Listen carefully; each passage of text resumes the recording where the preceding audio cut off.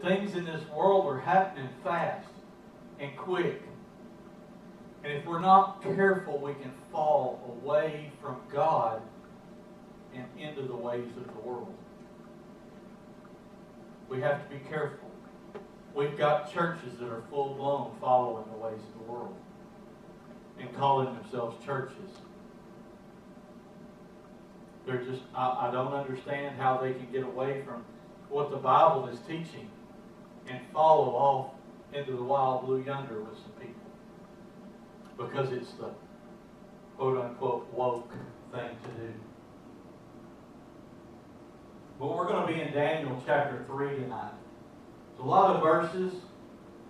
I'll try to get through the verses as quickly as possible, but we're going to have to stop, go through some of the meaning of some of these, and explain where I'm coming from and what I'm trying to get across to you tonight.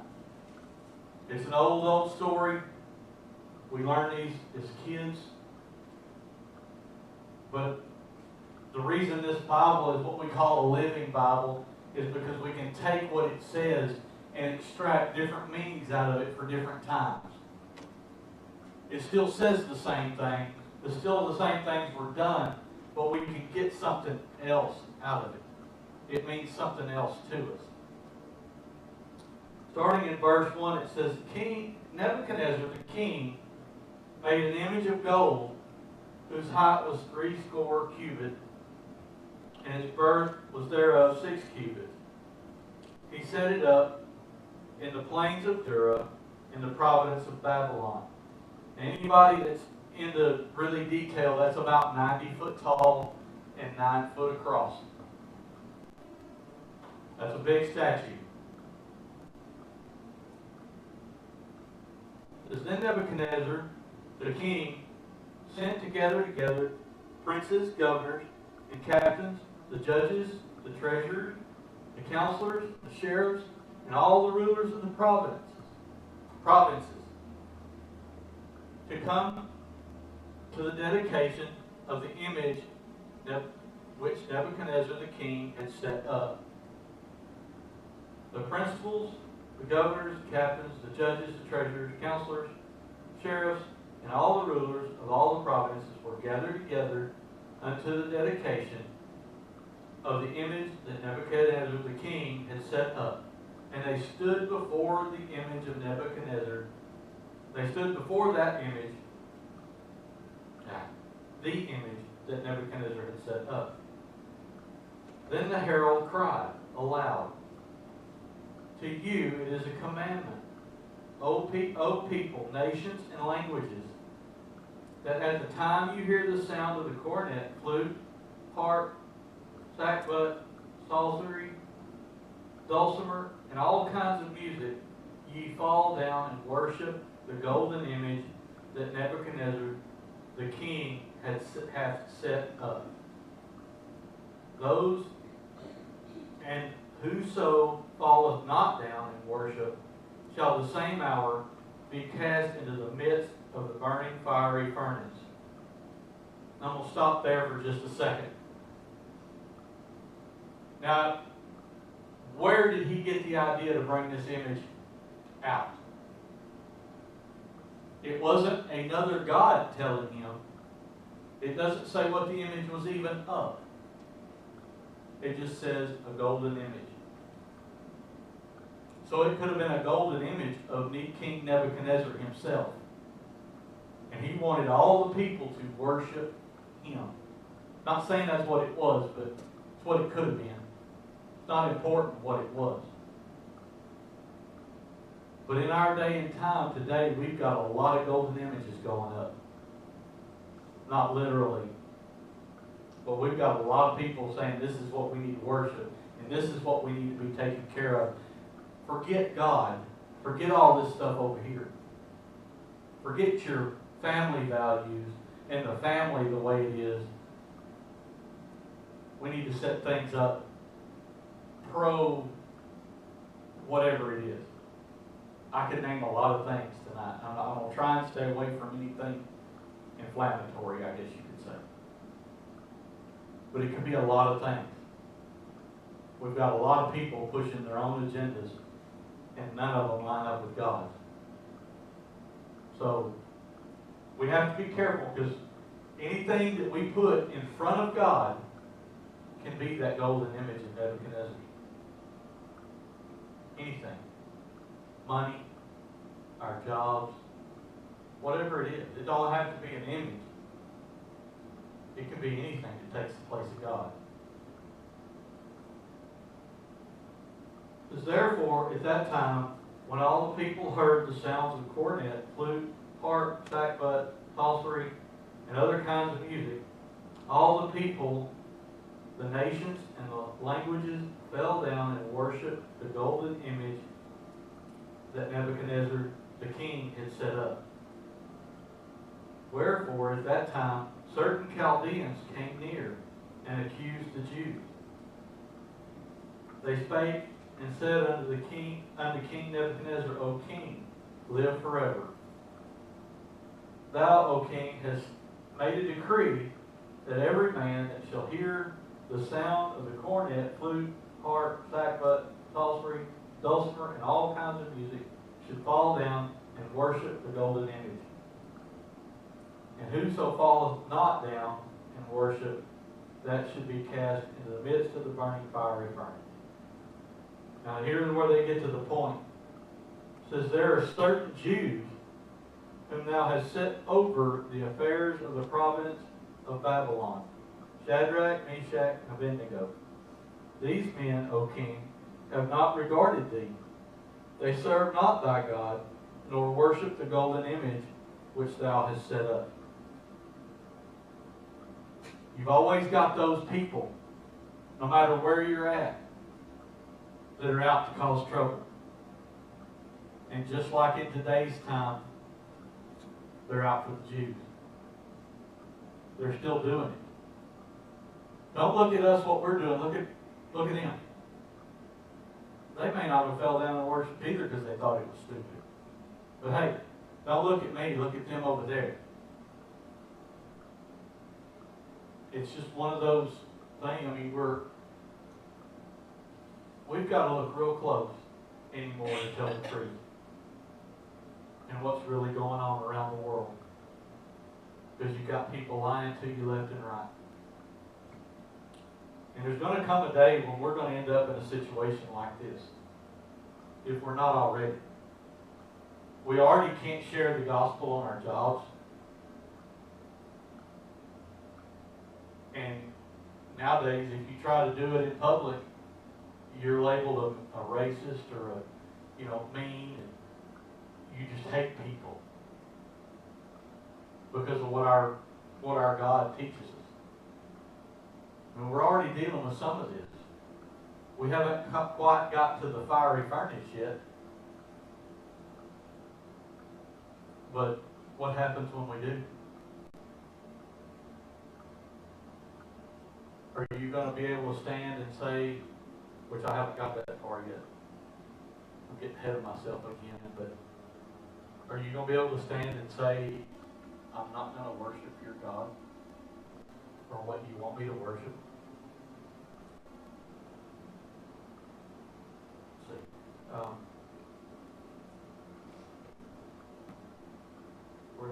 Where did I leave off? 12? Yeah. Okay. It says, the certain Jews whom thou hast said, okay, yeah, I read 12. Right?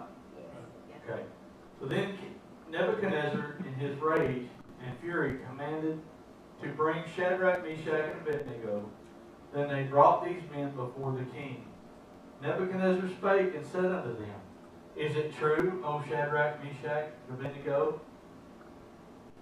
Do not ye serve my God, nor worship the golden image that I have set up? Now, if you be ready, at what time you hear the sound of the cornet, flute, harp, sackbut, psaltery, dulcimer, and all kinds of music, you fall down and worship the image which I have made. Well, but if ye not worship, ye shall be cast the same hour into the midst of the burning fiery furnace.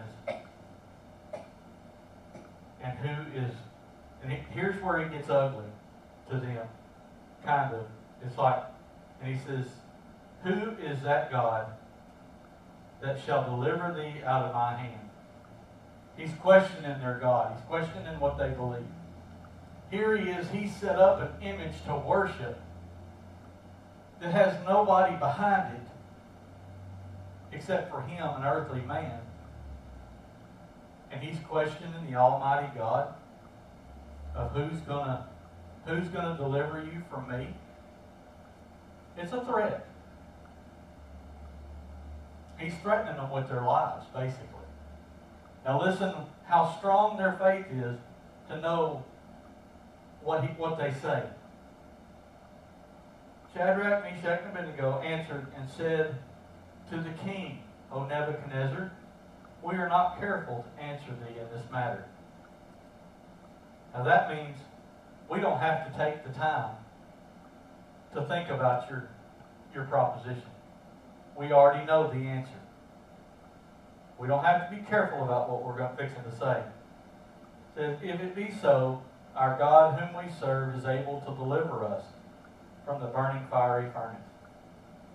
And he will deliver us out of thine hand, O king.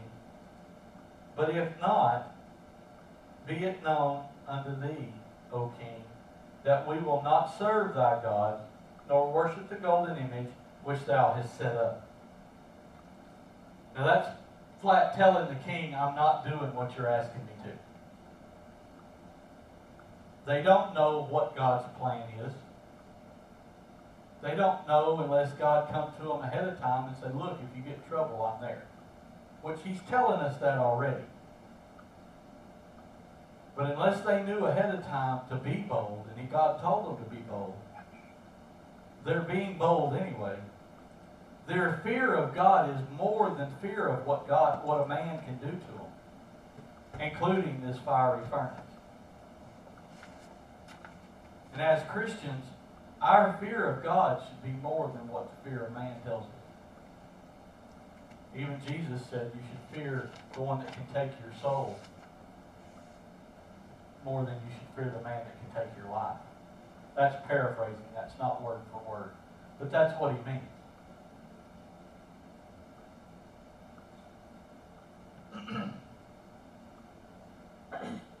Then was Nebuchadnezzar full of fury, and the form of his visage was changed against Shadrach, Meshach, and Abednego. Therefore he had spake and commanded that they should heat the furnace 7 times more than it wont to be heated. That means he told them, go out there, and he was so mad to go out there and heat this thing 7 times what you normally fire it up to. Can you imagine the heat that it was generating? About as much heat that was coming off his forehead from being mad. I envision the cartoons, when they get mad and their face turns real like blood red and they have steam coming out their ears.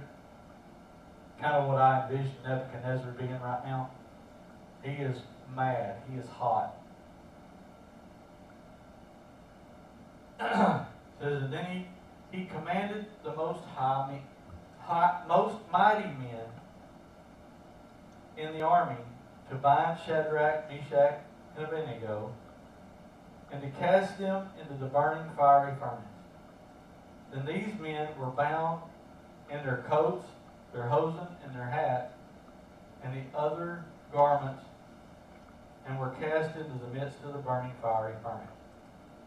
Therefore, because the king's commandment was urgent, and the furnace exceedingly hot,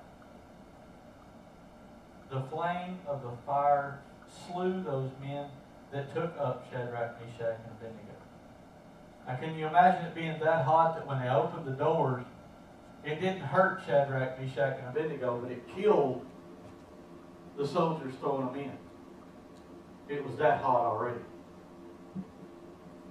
I can't imagine how hot that was.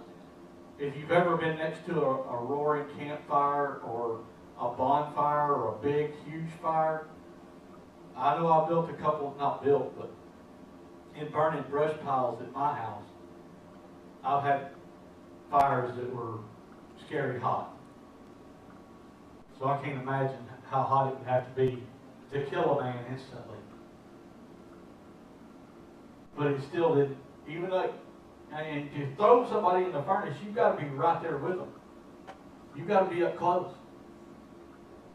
And just in the fact that the soldiers dropped dead when they threw them in there, it still didn't hurt them.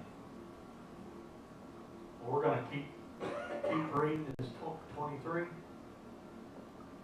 says, and these three men, Shadrach, Meshach, and Abednego, fell down, bound into the midst of the burning fiery furnace. Then Nebuchadnezzar the king was astonished, and rose up in haste, and spake, and said unto his counselors, did not we cast three men bound into the midst of the fire, into the fire? They answered and said unto the king, true, O king. He answered and said, lo, I see 4 men loose, walking in the midst of the fire, and they have no hurt, and from the 4th is like the Son of God. Then the king Nebuchadnezzar came near to the mouth of the burning fiery furnace, and spake and said, Shadrach, Meshach, and Abednego, ye servants of the Most High God, come forth and come hither. And Shadrach, Meshach, and Abednego came forth out of the midst of the fire. So they threw 3 men in there, but when he looked, there was 4. The 4th is God, or Jesus, if you will, to protect them and to come down and help them.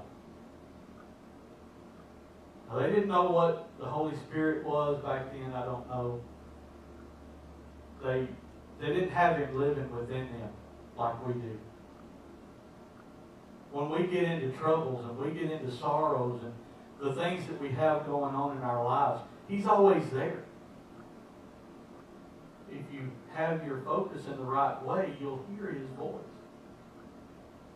If you're too focused on the details of the situation you're going through, let God work out the details.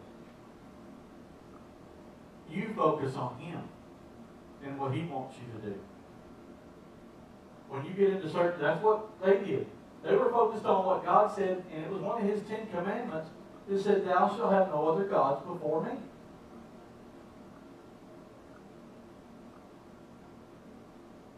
You know, they could have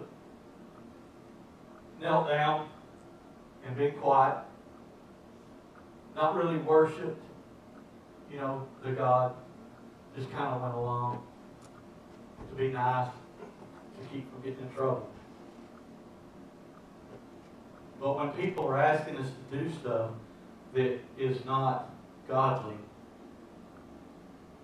that's not the time for us to get along. We have to stand up and we have to realize that this is not right. This is not what God would have me to do. And we need to stand against it. If it's just you and you out there alone, you're not alone. God's with you. I mean, they at least had, you know, they were close friends or family or whatever they were. They had them together as a group.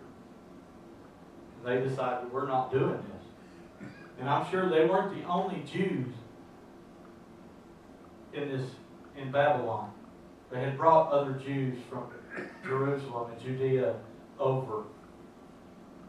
But everybody else went along with what the king said, just to keep the peace. Whether they really worshiped or they really did whatever, they still bowed the knee.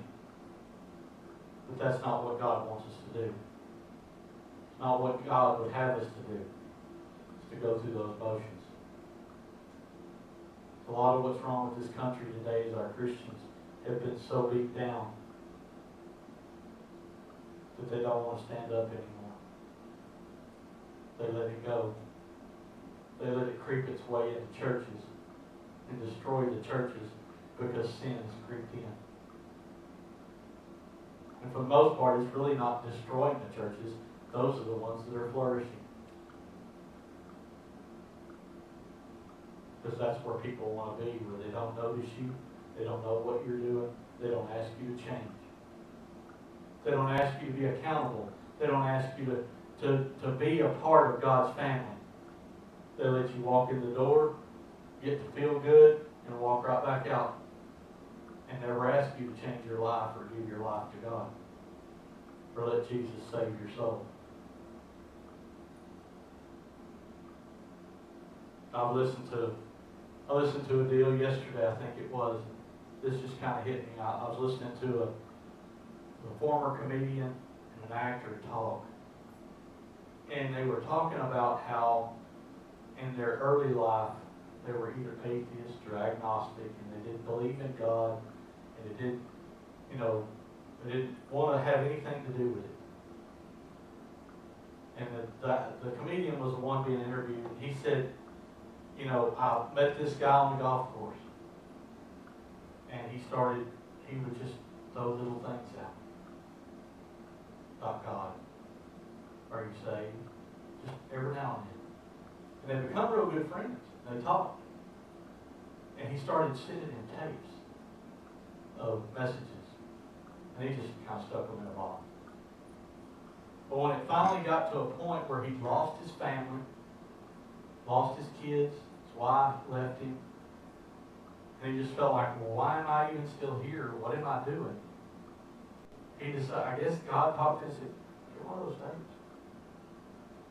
God wanted to save him. He was working on him.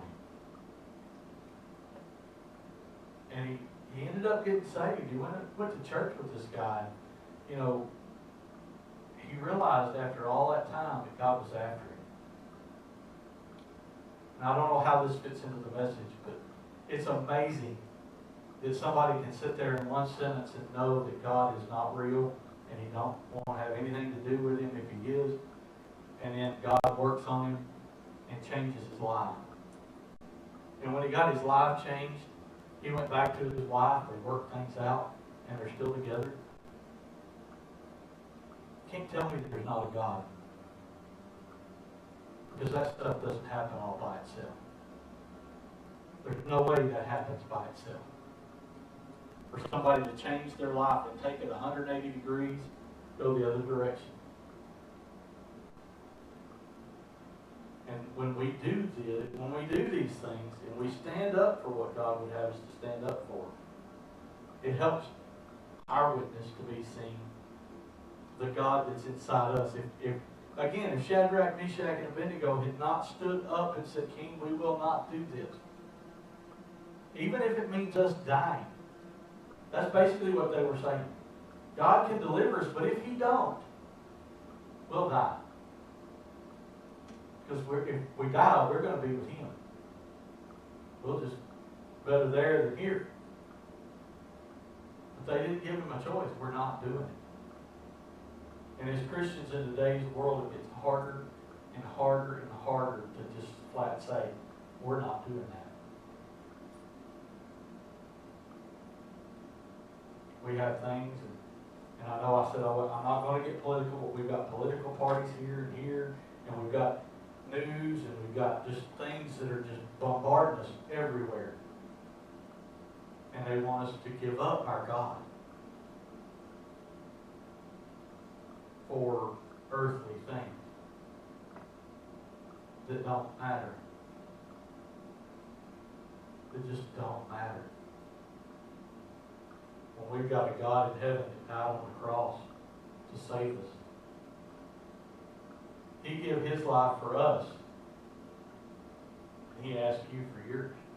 It says in the Bible that if a man keepeth his life, he loses it. And if he give it away, he saves it. He sacrifices it. God's asking for a sacrifice tonight. Sacrifice from all of us Christians.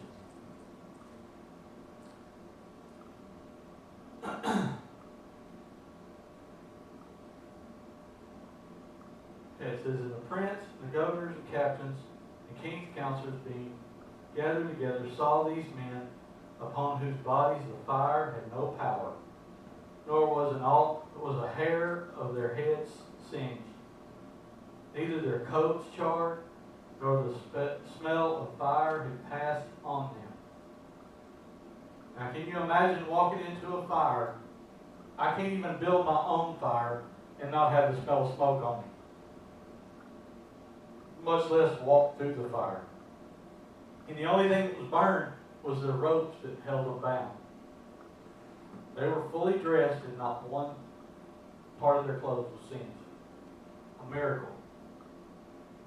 As then King Nebuchadnezzar spake and said, Blessed be the God of Shadrach, Meshach, and Abednego, who had sent his angel and delivered his servants that trusted in him,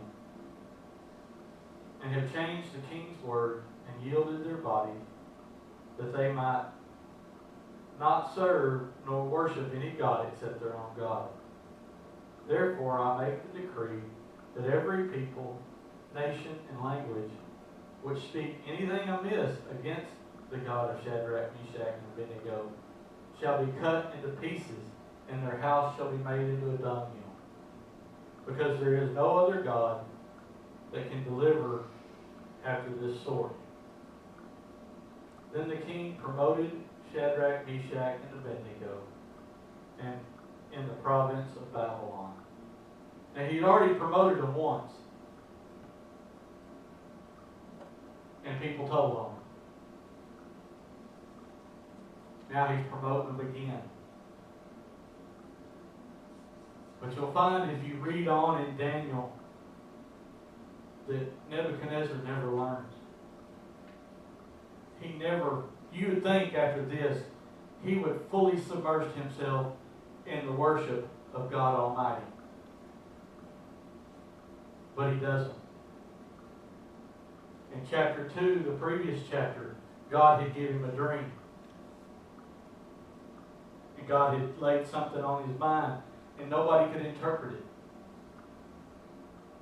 Daniel did. Daniel gave him the interpretation and told him, God said this. And everything was hunky-dory, and, God this and God that. Then I'm just going to set me up an image. There's no telling how long in between these two instances. But it shouldn't matter. He didn't learn. Same thing with the Jewish people. They've not learned still. And they've rejected Jesus is why they're still going through the trouble they're going through. But even before Jesus came, they worship God and get on his good side and back to the other way. But as Christians, we need to be careful of what we do, what we get involved in, what we're affiliated with. Watch where companies are aligned. And it's not saying that you're doing something hugely bad by buying something from a company that don't believe the way you do. But what is so bad about not buying something from them and going towards the companies that are aligned more in normal, everyday, and even Christian values? Why do we continue to support businesses that are on the wrong side of God? That's not just businesses, it's everything. But that's just one thing I can point to. I know, back when I was growing up, if you had a company that went way out in left field, it wasn't long before they were turned over and out of business. Nowadays, we'll just buy stuff. It don't matter. I don't agree with them, but whatever. People have quit standing up for their values. And as Christians, we're called to stand up for our values. Stand up for God doesn't need protection, but he needs our faith. And to stand up for our faith. He's not always going to save us from that fire, but he's going to be there and he's going to walk through it with you. And he's going to put you in a position to be on the other side of that fire to be a whole lot better. Just like he did with Shadrach, Meshach, and Abednego. Not only did he walk them through the fire and keep them from getting hurt, but when they come out, they got promoted again. Of course, the king didn't change his life, but that's not what they were after. They were witnessing, but they were worried about themselves and what God would do to them if they bowed to that image. And as Christians, we need to be worried about what God could say to us if we bow to the worldly things. We cannot let it stay in our churches. We cannot let it stay in our schools and hurt our kids. And even in our house. Now, I have as much problem with the television as anybody else. You can't watch a TV program without horrible things on it anymore. I'm just lucky I don't have little kids in my house that I have to worry about,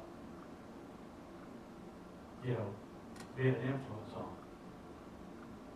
So I shudder to think of raising little kids in today's world and having them go through the public school system with all the stuff that they've got to deal with.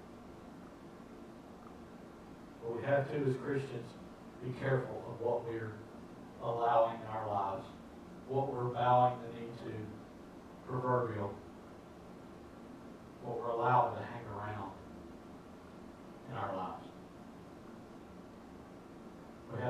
We focus on God and keep Him the center of our lives. There won't be time to bow the knee to anything else. Yeah, that's hard. I won't tell you that. But we've got to try. Our country, our kids, our families depend on it.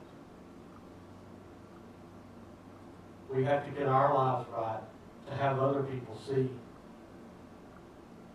our God. It took Shadrach, Meshach, and Abednego to stand up and say, we're not doing that. God saved them, put them out, and He's like, oh my gosh, look what their God did. And He even said that no other God could do this. You'd think that'd get His attention. We've got families, we've got loved ones that we need to be praying for. We need to be showing the right examples, doing the right things, myself included. That's what I've got for you tonight. I hope it landed wherever it's supposed to. Because it landed with me. The fear of God is an awesome thing. And not to be scared that He's going to come down and just, slice you up if you don't do everything He wants you to do. But the fear that if I don't do what He wants me to do, I'm going to have to go through some other stuff. Because just like every preacher that I've ever heard talk says, I ran. Before I surrendered to God, I ran. Well, what did that running do? It gave you 2 to 3 years of misery. Instead of surrendering when He called you, you ran. You were miserable. Not that He does that on purpose, but He does it on purpose. He's got to get you back in line. And our country could be going through the things it's going through now. We didn't get the message from COVID. God was trying to get us back in line. And we haven't done it yet. When I was growing up, and I'll close on this, that everybody that you talk to, they either at least admitted there was a God, believed in Him, or went to church and really believed in Him. And nowadays, they say 90% of people in America don't even care that there's a God or believe that there is one. And to me, that's sad. We live in a country that is based on Christian values, and they deny it. We need to get back to the values that founded us. Everybody will please stand. We'll have word of invitation this evening?